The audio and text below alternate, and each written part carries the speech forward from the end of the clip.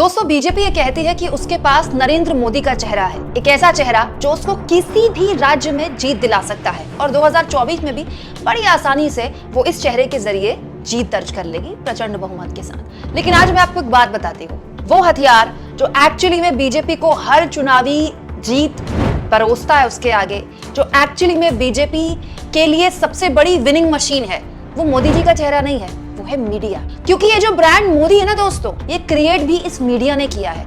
और ये मीडिया किस हद तक अब देश को तोड़ने के बाद देश को बहकाने, बरगलाने और बर्बाद करने पर तुल गई है। जी हाँ, बर्बाद करने पर। आज इस वीडियो के जरिए मैं आपको बताऊंगी। दोस्तों कल पूरा दिन सारे न्यूज चैनल्स ने क्या खबर चलाई कि दाऊद को जहर देकर मार दिया गया है। किसी ने कहा दाऊद गंभीर हालत में अस्पताल में भर्ती है, किसी ने कहा किसी अननोन ने दाऊद को जहर दे दिया, फलाना फलाना फलाना। पाकिस्तान से एंकर जोड़ लिए, पूरा दिन दाऊद पर प्रोग्राम किया, दाऊद पर प्राइम टाइम किया, दाऊद के नाम पर जमकर टीआरपी वसूली। और आज दाऊद का नाम लेने वाला भी कोई न्यूज चैनल में आपको दिखाई नहीं देगा, क्योंकि ये नवभारत टाइम्स ने आज खबर छाप दी कि दाऊद को जहर देने वाली खबर फेक निकली। अब आप सोचेंगे दाऊद को कोई पहली बार थोड़ी मारा है मीडिया ने, लेकिन कल जिस तरह से मारा मीडिया ने दाऊद को, उसके पीछे एक साजिश थी। साजिश विपक्ष के सांसदों के सिलसिलेवार निलंबन की खबर को प्रमुखता न मिले। कल सिलसिलेवार तरीके से जिस तरह से विपक्ष के सांसदों का निलंबन हुआ, पूरा दिन गोदी मीडिया दाऊद पर टिकी रही।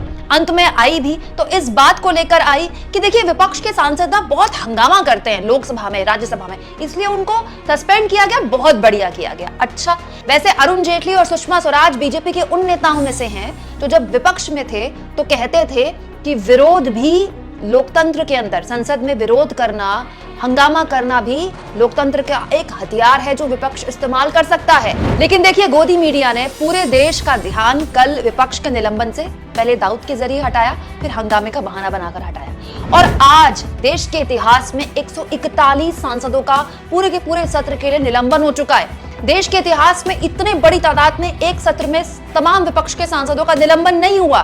लेकिन दोस्तों आज इस खबर को न दिखाकर इस वीडियो को दिखाया जा रहा है। टीएमसी के सांसद ने उपराष्ट्रपति जगदीप धनखड़ की मिमिक्री की और राहुल गांधी उसकी वीडियो बना रहे थे। हालांकि मैं फिर कह रही हूँ दोस्तों, किसी भी सांसद की इस तरह की हरकत निंदनीय है, गलत है, ऐसा नहीं करना चाहिए। लेकिन राहुल गांधी अगर वहां वीडियो बना रहे थे ना, तो जितने भी सांसद वहां पर मजा ले रहे थे उस मिमिक्री का, उस पर हंस रहे थे, ये बात सब पर लागू होनी चाहिए।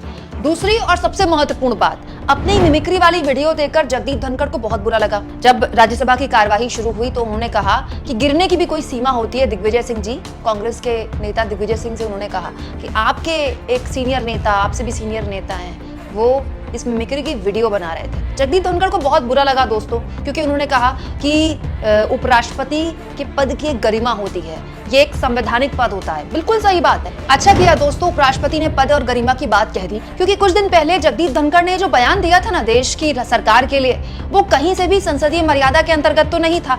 देश के उपराष्ट्रपति ने कहा था कि भारतवर्ष की जो वर्तमान गवर्नेंस है उसको मैं गीता गवर्नेंस कह सकता हूँ। भगवान श्री कृष्ण ने कहा अर्जुन तेरे सामने कौन है, रिश्तेदार होंगे, गुरुजन होंगे, प्रियजन होंगे, मित्र होंगे, पद भ्रष्ट मत हो, कर्तव्य को मत छोड़ो, कर्तव्य को करते रहो। भारत के प्रधानमंत्री श्री नरेंद्र मोदी आज यही कर रहे हैं। और तो और जगदीप धनखड़ ने अभी कुछ दिन पहले प्रधानमंत्री मोदी की तुलना महात्मा गांधी, राष्ट्रपिता महात्मा गांधी से कर दी थी। लेकिन अब दोस्तों न्यूज चैनल्स को जरा आपके सामने एक्सपोज भी कर दूं, क्योंकि जो सोशल मीडिया का जमाना है ना, यहाँ किसके पुराने पाप सामने खड़े हो जाए, सोशल मीडिया के तहखाने से निकलकर कुछ कहा नहीं जा सकता। दोस्तों आज जो चैनल मुकेश अंबानी ने खरीद लिया है, एक वक्त में ये IBN नेटवर्क कहा जाता था।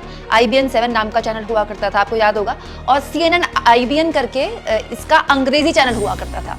क्या आप जानते हैं उस वक्त लोकसभा की अध्यक्ष होती थी मीरा कुमार। मीरा कुमार को लेकर बकायदा इस चैनल ने एक प्रोग्राम बनाया, जिसमें मीरा कुमार की देखिए एक एक्टर से मिमिक्री करवाई गई और ये प्रोग्राम कई मिनट तक चला। इस प्रोग्राम को लेकर किसी ने कोई आपत्ति जाहिर नहीं की, किसी ने कोई दिक्कत पैदा नहीं की। और आज इसी चैनल के एंकर, इसी चैनल के रिपोर्टर इस बात को लेकर छाती पीट रहे हैं कि बाप रे बाप, संसदीय पद में किसी बैठे शख्स के साथ इतना घोर अपमान, इतना भारी अपमान किया गया मिमिक्री करके। मतलब आप सोचिए, सांसद ने मिमिक्री की तो न्यूज चैनल वालों को मिर्ची लग गई। यहाँ तो न्यूज चैनल वाले लोकसभा अध्यक्ष की मिमिक्री कर रहे हैं और किसी के कानों में जूं तक नहीं रेंग रही है।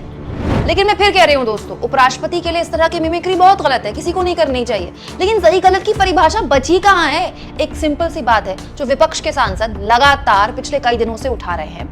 देश की संसद की सुरक्षा में सेंधमारी हुई है।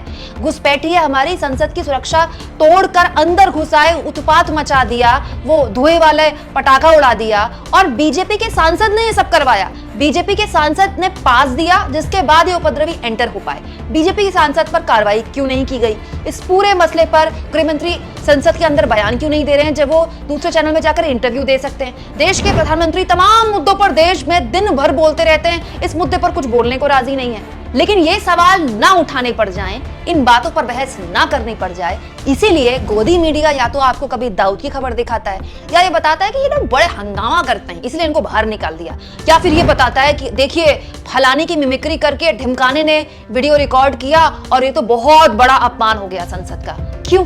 ताकि मेन मुद्दे जो है ना, मेन मुद्दे, उनसे ध्यान भटकाया जाए। इस पर वरिष्ठ पत्रकार अभिषेक शर्मा ने बहुत अच्छी बात लिखी है। कल तक जब सांसदों का निलंबन किया जा रहा था तब गोदी मीडिया फर्जी दाऊद खबर पर प्राइम टाइम सजा रहा था। आज वो संख्या 142 हो गई, मगर उसके लिए मिमिक्री बड़ी खबर है। जब वाइस प्रेसिडेंट मोदी जी की तुलना महात्मा गांधी से करते हैं, निष्पक्षता को ताक पर रखकर मौजूदा सरकार के कार्यकाल की तुलना गीता से करते हैं, तब कुछ गलत नहीं दिखाई देता। मिमिक्री अनावश्यक थी, संसद में नहीं होनी चाहिए, मगर सबसे बड़ी खबर सांसदों का निलंबन है और फिर चुपके से नया जनसंचार बिल लाना है। अब आपके समझ में आया मैं क्यों कहती हूँ कि बीजेपी का असली हथियार मोदी जी का चेहरा नहीं है, ये मीडिया है। अगर एक हफ्ते के लिए ये मीडिया केवल और केवल महंगाई, बेरोजगारी और अमीर और गरीब के बीच बढ़ती खाई पर खबर दिखाए सुबह 6 बजे से रात के 12 बजे तक, मैं दावे के साथ कह सकती हूँ दोस्तों, सड़क पर उतर जाएंगे लोग सरकार से सवाल पूछने के लिए। ये पूरी की पूरी मीडिया ही है जो सरकार का न केवल चेहरा बचा रही है बल्कि अब देश को तोड़ने पर तुलाई है। देश के सांसदों को ही देश का दुश्मन बनाने पर उतारू आ गई है। क्या आपको भी ऐसा लगता है? कमेंट बॉक्स में जरूर लिखें और जितना हो सके दोस्तों चैनल को शेयर भी करें और सब्सक्राइब भी।